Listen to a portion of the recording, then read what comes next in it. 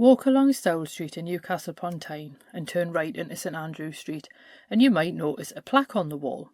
It marks the site of the house where Tyneside bard Joe Wilson was born, although it's unclear how many people actually know who Joe Wilson is.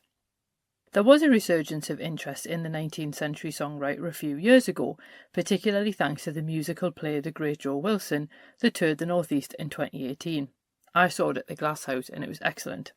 It was a rousing whistle-stop tour of the bard's short life and songs. But who was Joe Wilson and why is he important if we're looking at his city through a folklore lens? Let's find out in this week's episode of Fabulous Folklore. Hello there and welcome to Fabulous Folklore, the podcast for all things folklore, occult and just a bit weird.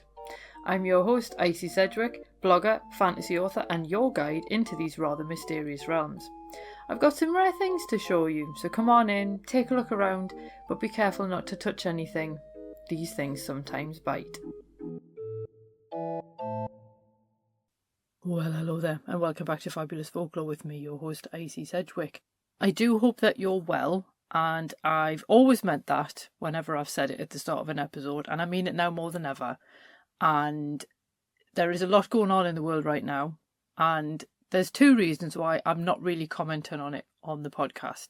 The first is I actually record these episodes in advance, and I've no idea which way a situation is going to have gone by the time the episode comes out, so it's difficult to work out how to mention something, if at all. And secondly, quite a lot of people have gotten in touch to say how much the podcast is like their bright spot in a day, or they find it really calming, they find it when everything's kicking off around them. Or people also just find it's a nice way to kind of take a breath, to fortify themselves, as it were, before heading back into dealing with whatever the world's thrown at them. So for those reasons, I want Fabulous Folklore to be like a soft landing space for you. And as much as I hope that it informs, I also kind of want it to be a comforting space. Even when we're looking at things like plague and stuff like that, it's still ultimately about the community around Fabulous Folklore and folklore in general, I guess. So speaking of community, if you are looking at the world and despairing, find a way to help your community, whether that is donating a skill, in my case donating blood, or helping neighbours, getting involved with local gardening things, which would be really good from folkloric purposes, because then you could plant things according to the local ecosystem, but also according to what they mean. So you could essentially be planting messages in plant form, which I think would be hilarious. But there we go. So I hope that this is helpful in some way. And I also hope you find them interesting as well, particularly while we're looking at this particular theme of folklore through a local lens, particularly city-based, because like I say, I've had this preoccupation for a while now that there's not enough focus on folklore and cities. And I think because some people kind of look at it as local history, and in a lot of cases it kind of is, but you do get a concentration of so-called ordinary people in cities, so it seems like a pretty good place to look. And I have actually had quite a few requests recently for folk music, and I was like, I really need to do more of that. This time though, we will be looking at a musician who it's difficult to say if he's folk or not, but he's definitely a songwriter for the people. So that's the distinction that I think is going to be a bit of an odd one. So you might have to make up your own mind about this one. But anyway, who is Joe Wilson, I hear you asking? Well, it might sound like quite a big claim to say that some people consider him to be Newcastle's most successful songwriter. While he might not have seen financial success, he was certainly Newcastle's most prolific songwriter. And he wrote over 360 songs, all with singing and writing in the Geordie dialect. And obviously there is a whole episode on the Geordie dialect if you're interested. He's perhaps most famous for Keep Your Feet Still Geordie Hinny, Sally Wheatley and The Gallagher Lad, among others. And apparently he actually wrote a pantomime about the haunting at Willington Mill, which I thought was amazing, but I can't actually find a copy of it, so I have no idea if it was any good or not. But I just thought, how cool is that? Because obviously, again, I've done an episode on the Willington Mill haunting, because of course I have. But I just thought the fact that Joe Wilson did a pantomime about it, that I thought was very interesting indeed. As a songwriter associated with music hall though, Joe Wilson's music may not strike you as being folk music, and I would argue that in many ways it is not. He's not preserving folklore in his lyrics, but he is preserving a regional dialect and tales inspired by ordinary life.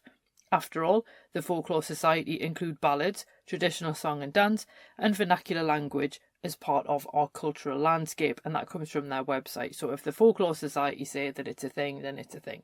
While Wilson wrote in Geordie, Dave Harker actually suggests he wrote the songs in standard English, later translating them into Geordie, which might explain why they largely follow standard English grammar, but then use Geordie words and so on.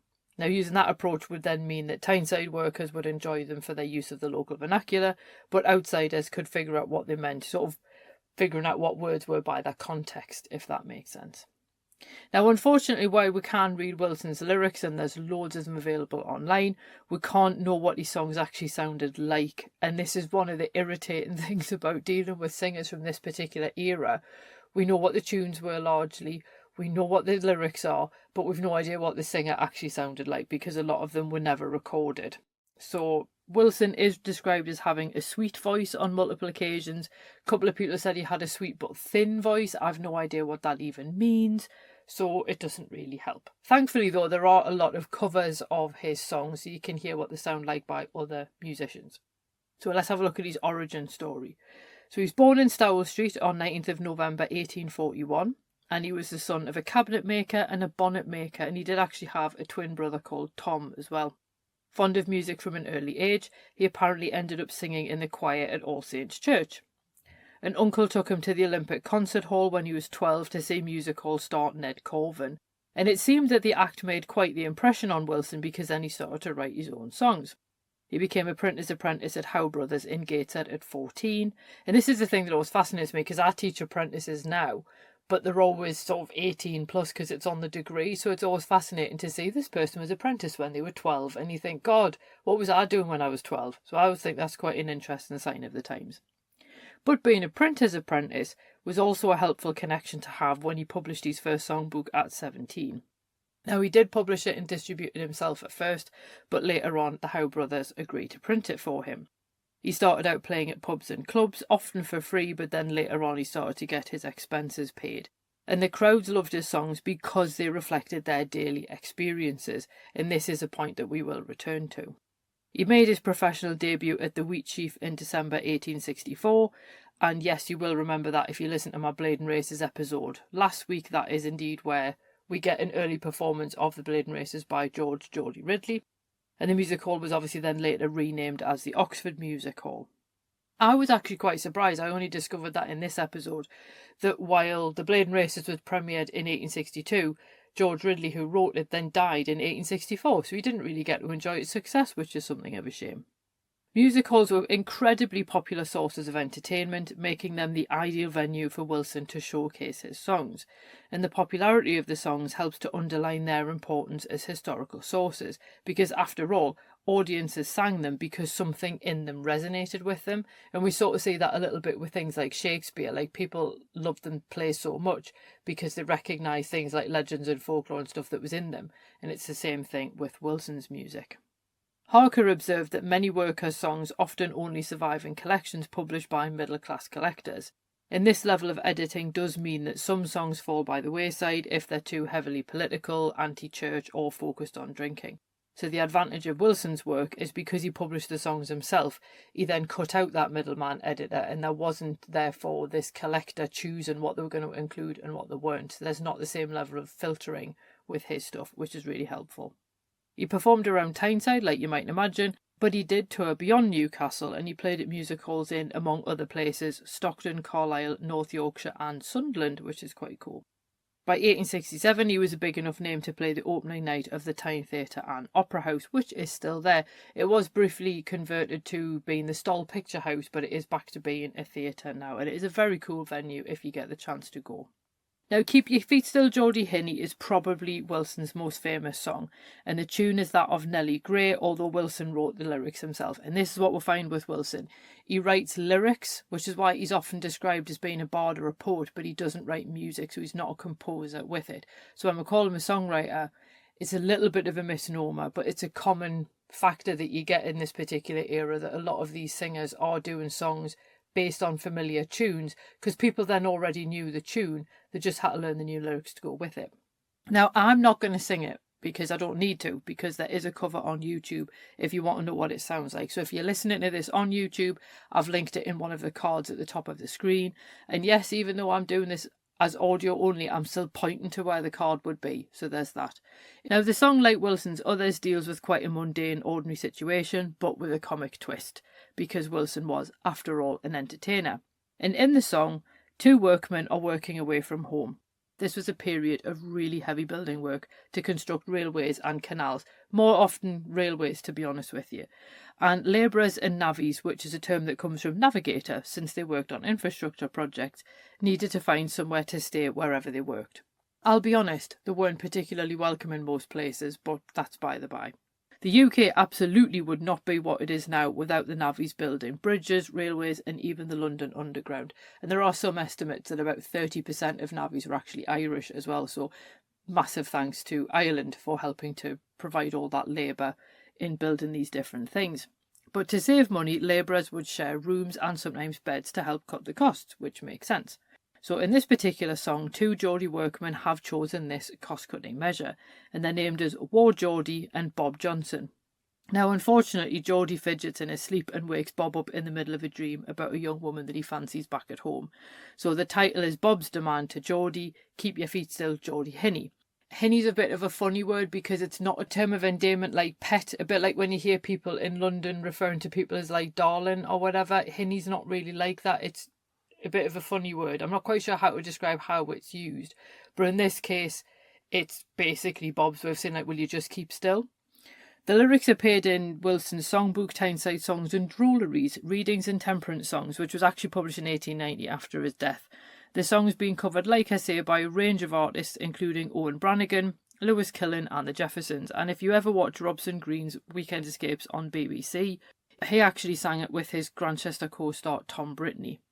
Like I say, I'm not going to sing it, but I will at least tell you what the lyrics of the chorus are. And it's basically, keep your feet still, Geordie Hinny, let's be happy for the need, for aught main be so happy through the day. So give us that bit comfort, keep your feet still, Geordie lad, and dinna send my bonny dreams away. So as I say, he's annoyed about the fact that Geordie's basically woken him up from this dream. You think, oh, bless him. So that's his most famous song, and as I say, that's the one that you can find quite easily online. Obviously, it's not the only song that he did. Like I say, he wrote over 360 of them. But he did end up having to try to switch career. So he married Isabella English in 1869 in a registry office wedding. But he did struggle to reconcile the demands of touring and married life. And with their first child on the way, Wilson then gave up touring. He tried being a stage manager, managing various venues over the next couple of years. But then his first child, Joseph Thomas Wilson, arrived on the 6th of February 1870. And unfortunately, at this point, other singers are starting to get rave reviews for their so-called Tyneside songs, so Wilson had competition. Needing a steady income, in 1871 he became the landlord of the Adelaide Hotel on New Bridge Street. Now, it does seem that life as a landlord didn't suit him, because by early 1872 he was back at the Oxford Music Hall. And it is quite interesting, because by the time his second son was born on the 15th of March 1872, his occupation on the birth certificate was listed as printer. He became teetotal, probably because of what happened while he was a landlord, wrote new songs and then went back on the road, but unfortunately his fans really didn't like a lot of the new songs that were promoting abstinence, and his star waned. In need of ready cash, Wilson also sold the copyright of many of his songs to the Allen brothers, which obviously would free up some income, which is obviously a bit of a shame because it did then deny him the income from selling the songbooks himself. The Allens, interestingly, did actually send copies of his songbooks to national magazines, although London dismissed the notion that Wilson could be considered a legitimate poet. I mean, of course they did. He was from the north, so no change there then. Unfortunately, in late 1874, his tuberculosis finally became apparent and he had to give up performing. Now, other musicians did rally round to host benefits to raise money for him, and this is one of the things that you see a lot when you read a lot of articles about him. Everyone seemed to think the world of him. Everyone seemed to think he was really nice. He seems like he was just quite an affable sort of easygoing bloke who seems like he would have been quite easy to get on with. And there did seem to be a lot of genuine love and affection for him, particularly by these singers who were considered competition, but they'd all been inspired by his act anyway. So I thought it was really lovely that these people in his hour of need did then essentially rally around to try and raise some money to replace the fact he had no income. So again, this all comes back to what I said at the beginning of the episode about the power of community. Unfortunately, tuberculosis is one of the more nasty diseases that's knocking around, and yes, it is still out there. And on 14th of February 1875, he died at home in Railway Street. His father had actually died of tuberculosis in 1844, and his sister Anne died from it in 1868, and all of them were either 32 or 33 when they died. Some years after Wilson's death, a public subscription actually paid for Isabella and 3 children, the first 2 were Wilson's, to emigrate to Canada, where his descendants still live. And Wilson is buried in Jesmond Old Cemetery alongside his son Robert, who died at 8 months old.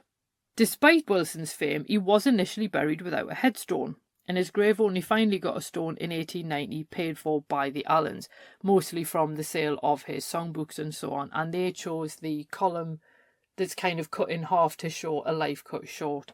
And it is also more than Ned Corvin and Geordie Ridley got, because the music hall heavyweights actually rest in unmarked graves, which is really sad.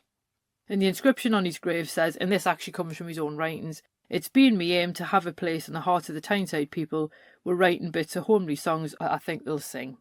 The stone apparently cost £38 in 1890, which makes it around about £3,100 in 2017. And a lot of this information has come from Dave Harker's book about Joe Wilson, which was really, really helpful.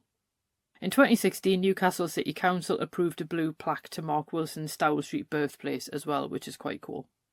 So why was Joe Wilson important, and how does he fit into what we're talking about in terms of folklore and the ordinary people? Well, consider the Burns of Tyneside. He captured the lives of ordinary people in his lyrics. Elsewhere, you'll also find him called the Bard of Tyneside. As John Goodridge says, Wilson, and I quote, was able to create memorable and socially descriptive characters, end quote, being, and I quote, especially observant of details of domestic life and conversation, as well as describing social events and encounters, end quote. Some of his lyrics actually belie quite an unusual sympathy for the role of women, and one song called I Wish Your Mother Would Come, and it is unfortunately spelt C-U-M in the lyrics, because it obviously is being written in its Geordie usage, not its contemporary usage, so it is a little bit of an unfortunate title. But it's also known as Geordie Had the Ben, with had here meaning hold. And it tells the story of another guy called Geordie, forced to hold his own child while his wife is buying food. And he's basically got to look after his own kid and has no idea what he's doing. And the repeated refrain to the child that he wishes the mother would come back marks his discomfort at having to nurse the baby. So in one verse, Wilson says, and I have translated this into English, "Men seldom give a thought to what their wives endure. I thought she'd nothing to do but clean the house, I'm sure, or make my dinner and tea. It's starting to chew its thumb. The poor thing wants its tit. Oh, I wish your mother would come." Obviously talking about the fact that the baby's quite clearly teething at this point. And he's sort of suddenly thinking, hang on a second, I thought she was basically just sitting around the house all day and all she had to do was essentially clean up and make food for me. But actually it turns out that this is quite hard.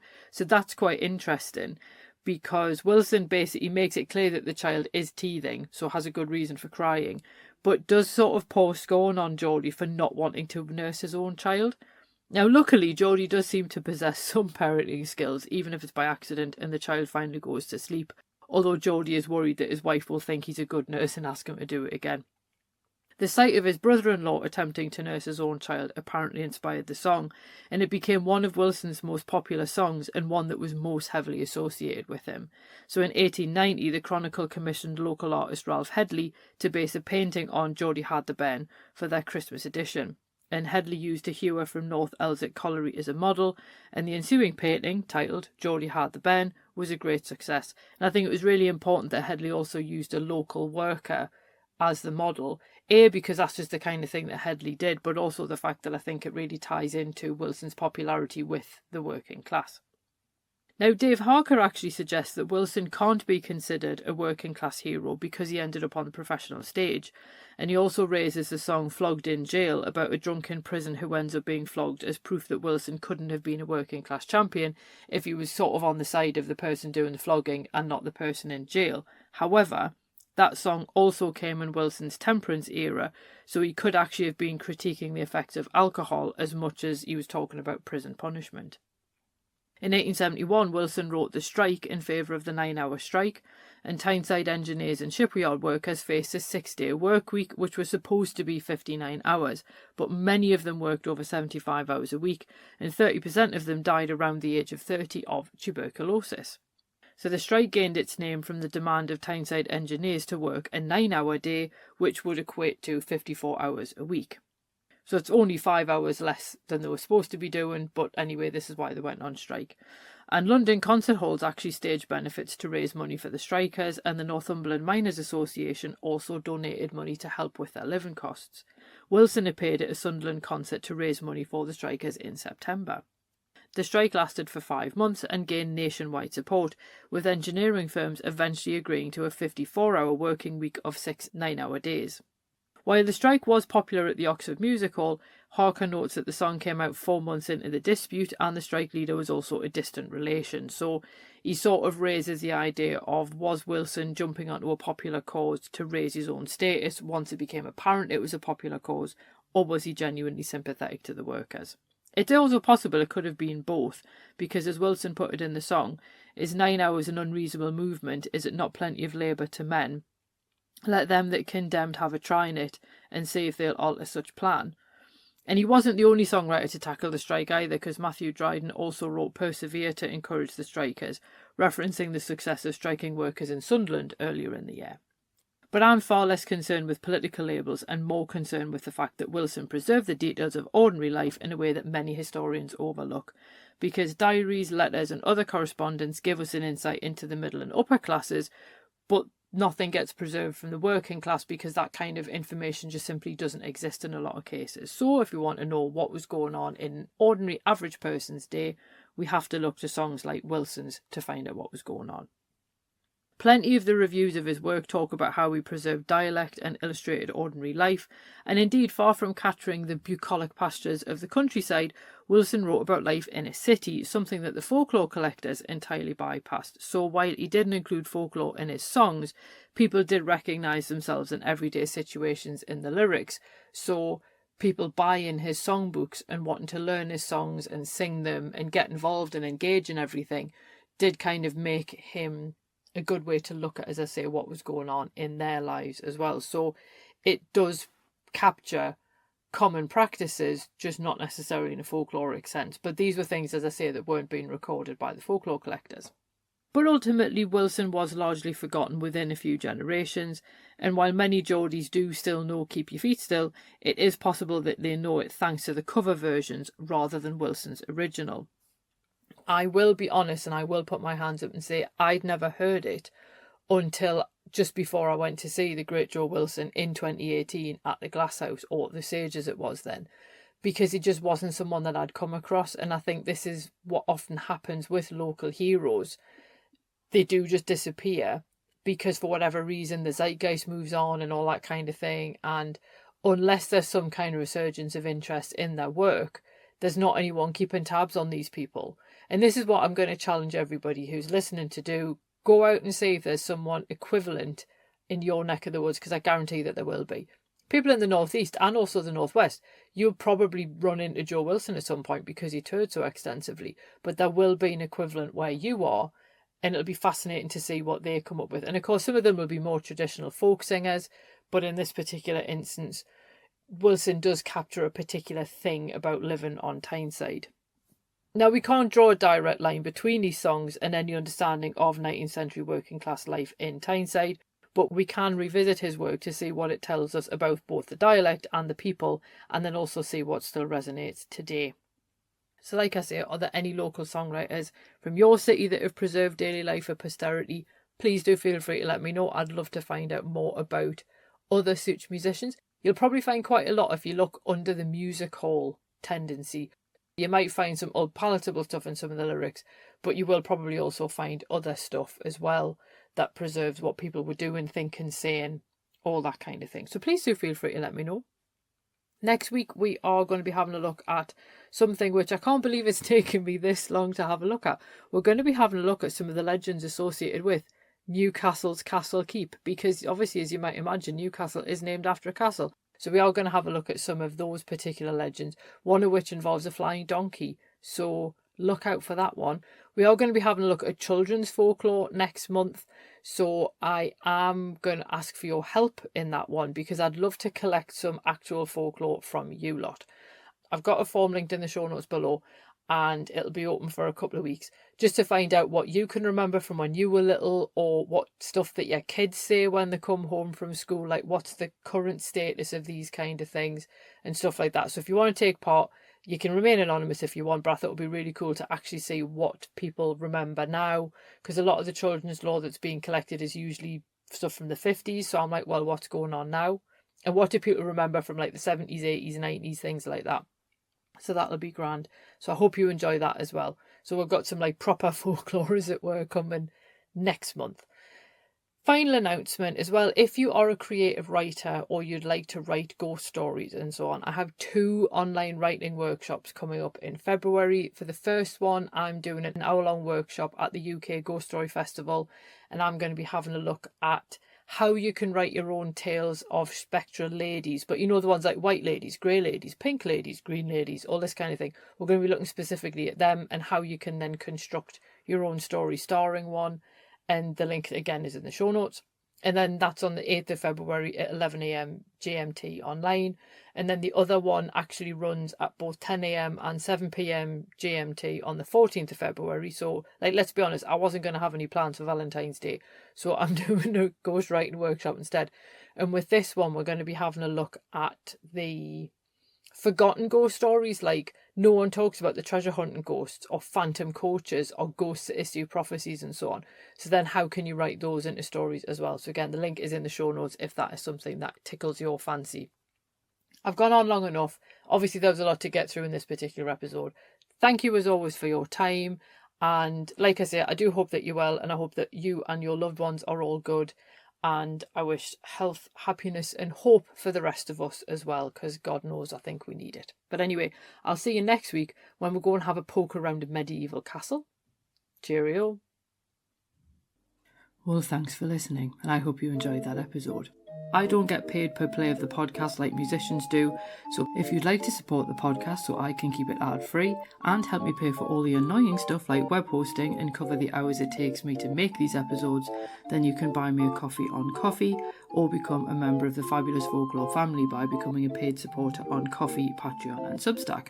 Or you can leave a review, tell a friend, or share episodes on social media for free. It all helps.